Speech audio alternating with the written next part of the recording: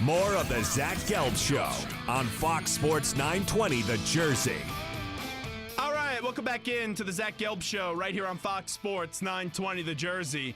If you haven't been paying attention over the weekend, or if you're just getting into your car right now, the trade is official. The Sixers have the number 1 overall pick. The Celtics will be getting the 3rd overall pick in this year's draft, and they'll be getting either, depending on the protections, either Lakers pick next year or the Kings pick in 2019. Now joining us on the hotline, we just got the Markelle Fultz perspective from Rafael Chiliz, who did coach him at Washington last year. Now let's get the Boston perspective from the 2-time NBA champion, the 1981 Finals MVP, and now does the Celtics games and has been doing them for a long time on their radio network with Sean Grande, and that is Cedric Maxwell, who is a Celtics legend who's kind enough to hop on board with us right now. Cedric, we appreciate a few minutes. Thanks for the time, and how are you? I'm doing fine, gentlemen. How you guys doing? Well, we're doing great, and I do appreciate you giving us a few minutes today. Another crazy day leading up to the NBA draft. Your reaction to what transpired over the weekend and became official with the trade that between the Sixers and the Celtics? Well, I really like it for the Celtics. I mean, I like it for the Sixers. Both teams, I think, benefit well. It looks like they want to use Markelle Fultz as the guy. They want to go after the Sixers with the number 1 pick. And the Celtics, what they wanted to do, I think they weren't as high on Fultz. So they worked him out. They decided to pass, and they dropped down in the draft to get the guy they want, maybe a Jackson or maybe the kid from Duke, and then get him at a discounted price. Plus, you add into that, they get the Sixers first-round draft choice, which is owned by either the L.A. Lakers or the Sacramento Kings, which should be a good one. With that being said, you're very positive about it. When you turn on radio this morning or this afternoon and you talk to some of your colleagues and you hear some of the fans react, how is this trade being perceived by your colleagues and fans in Boston? I think most people understand the game here in Boston. It's a high IQ city. I think that they like the trade. I think that they see things in it that, make them feel good. You're getting value for value. Just because it's the number 1 pick doesn't necessarily mean it's the best pick in the draft. And I'm not comparing the changes, but when Michael Jordan was picked number 3, was he the best player in the draft? You never know how these things are going to work out. So the Celtics are gambling, but in addition to gambling, they go down to pick up somebody they might want even more, and add into that, they pick up another draft choice, which may be because Danny Ainge has compiled a lot of assets here. He might use that to go elsewhere. Brian Colangelo was talking earlier today once this trade did become official between the Celtics and the Sixers, and he talked about how these talks have been going on for a while. Did you get a feel all along that the Celtics would trade out of this number 1 pick slot? I thought Danny wanted to use it as leverage because I don't think that you see a true, guy who's going to be a franchise maker. And I could be wrong. Folks could be that guy. But the problem I have with Markelle Fultz is this, the fact that he won 9 games in college. And they give you 9 games. If you're the best player in the draft. No offense at all to the people at Yale. He lost to Yale. Okay, I don't need to go in anymore, do I? But these are things that would need to me kind of, ring a bell. Why is that so important to you? Because we just had Rafael Chiliz on, who was an assistant on that Washington staff, and he even said there wasn't really much that Markelle Fultz, and he also got injured a little bit, but he said there wasn't a lot more that he could have done last year, and the stats were that good. The stats don't always tell you who you are as a player. And I it's hard for me to criticize him. I'm just looking right now from the outside looking in and saying his team won 9 games. Normally when you're in the big dance or you're in college or if you're that good in college, you can grab your team by the boots and win automatically 15 games out the box in a conference that wasn't as strong. Again, I don't know as much about him as a player. I get a chance to see him, but that would bother me as an outside observer, seeing a guy who's won only 9 games.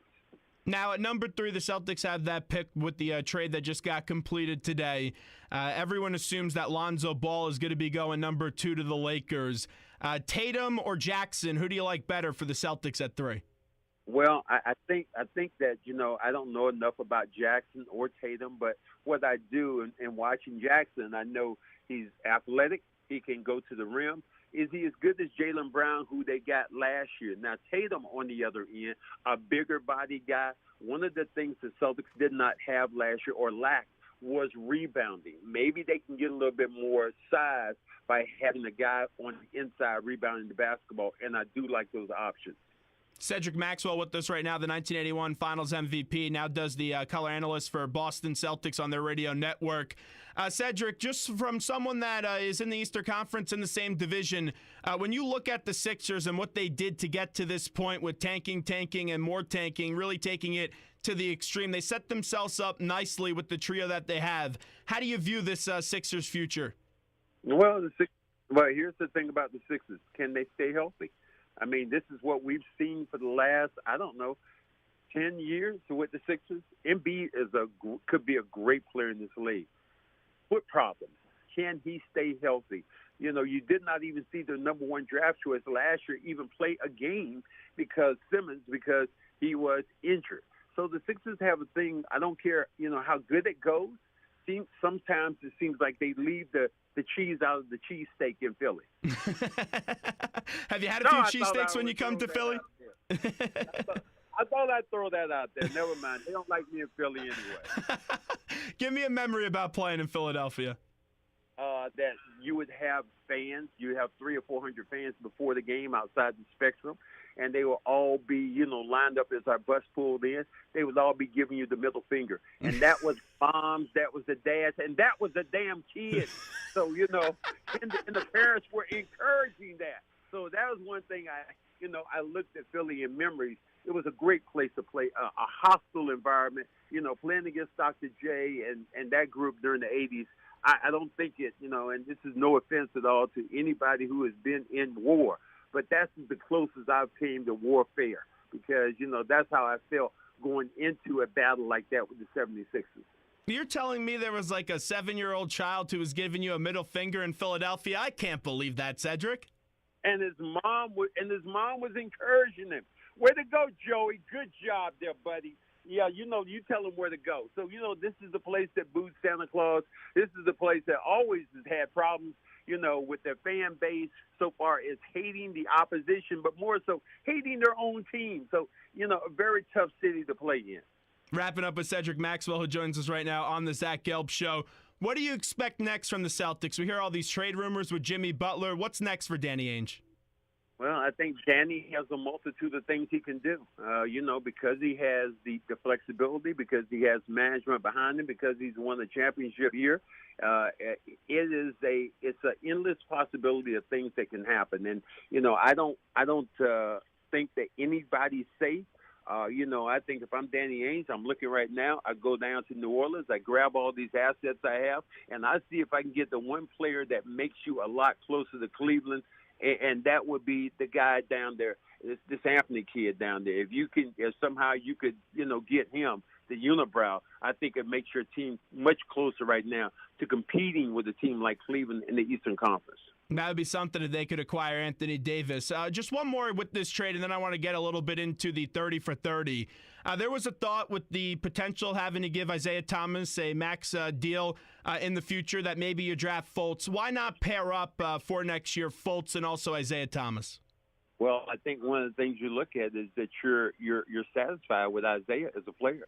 You're looking at one of the most exciting players the Celtics have had since I've been around. Yes, Paul Pierce was exciting, but Isaiah has taken it to another level. What I know about folks is I don't know how many points he can score in the NBA. What I know about Isaiah, he averaged 30 last year in the NBA. So you're saying right now he's a durable guy. He plays hard. The community is behind him, and his teammates absolutely love him, and that's from the top to the bottom. So that's why I think that they want to stay right now on that bandwagon with Isaiah. I was glued to the TV the last 2 days of last week because that 30 for 30 series was awesome. How fun was that for you to relive some of those Celtics Lakers battles? Not really that much fun. It brought up a lot of bad memories and bad taste in my mouth. Going up against Worthy and Kareem and Magic. 2 years ago, maybe it was a year ago, I was actually in the Forum, and I do the radio for the Celtics. Our bench is near where we were broadcasting was right near the Lakers bench. Just before the game, I put on my headphones, and all of a sudden, somebody slaps me in the back of the head. I look to my right. I see nobody. I look to my left. Walking down is Magic Johnson Wow. laughing with a big old smile on his face. So, you know, the hatred is still real, man. The hatred is still real. How do you think Magic will do in LA now? You know, he's not playing. It's going to be a difficult situation. I mean, you're going to have to draft well. There are pieces right now, and this is the uglier part. You're right now in the Western Conference. Where do you line up? Are you as good as the Clippers? If the Clippers don't explode everything, are you as good as them, the one team in your town? You know what Golden State's able to do. You know what, all these other teams that are able to do. How close are you to being a real playoff team, considering right now you're at the bottom of the barrel? When you got ready, going back to the 30 for 30, as Cedric Maxwell joins us, that Game 7 in '84, and you have that legendary line of "Ride my back, boys, I'll help you bring this baby home." Give me a memory or give me a thought or two about that Game 7 versus the Lakers that you guys won. Just one of the best exhilarating feelings you could have when you start talking about being in a game and performing at a high level. The kind of thing you looked at, and I'm sure you've done this before when you were a younger man, when you were in your backyard and you were calling your own name out, 3, 2, oh, basketball, and you would go on with this whole broadcast. Nobody out there but you. Your family thought you were crazy, but you went through all these gyrations about how good you were. In that particular game, things happened in a way, although I was the playoff MVP in 1981, to win that game the way we did and to be a leader on that team, having 5 or 6 Hall of Famers who played with me, that was a tremendous, feather in my cap. I need 2 stories. Give me a good Larry Bird story, and then also give me a good Tiny Archibald story.